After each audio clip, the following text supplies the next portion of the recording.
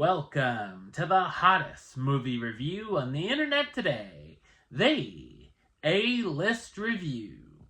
I am your host, the Game Changer, Wes Troop, and it's time to go back to the theater.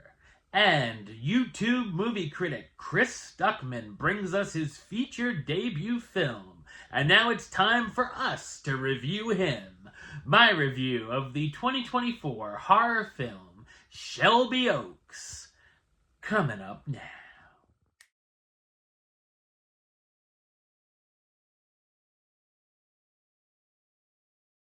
A woman's desperate search for her long-lost sister falls into obsession upon realizing that the imaginary demon from their childhood may have been real. So what did I think of Shelby Oaks? I think it's a mostly serviceable, supernatural horror mystery film. It's co-written and directed by Chris Stuckman in his feature directorial debut. Props to Stuckman from being able to go from movie critic to movie director, which is fantastic. The film blends found footage, documentary style, and traditional narrative filmmaking. It's also well shot and builds some moody atmosphere, which results in a few creepy and unsettling moments. There's also some decent tension throughout.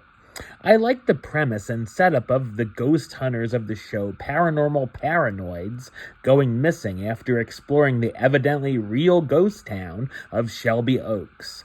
We quickly find out 3 of the friends were found brutally murdered, but one, Riley Brennan, who is still missing. 12 years later, in present day, Riley's sister Mia is still searching for her and has stumbled upon some new evidence.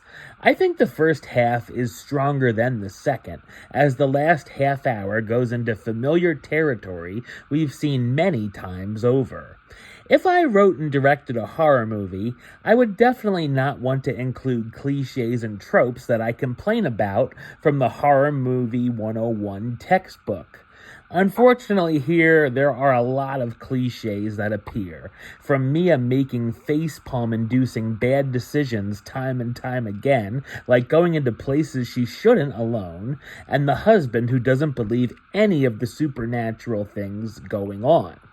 As the mystery begins to come to a close, there's a number of things that don't quite add up. Everything here is also played deadly serious, void of any kind of humor to break up the tension.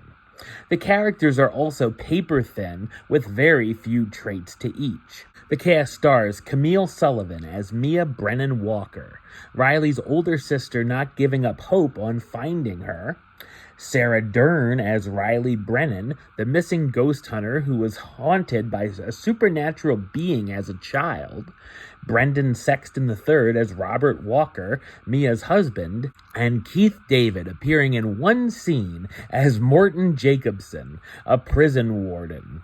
While Shelby Oaks has some good ideas and shows some promise for Stuckman as a filmmaker, it ultimately becomes less engaging as it goes on.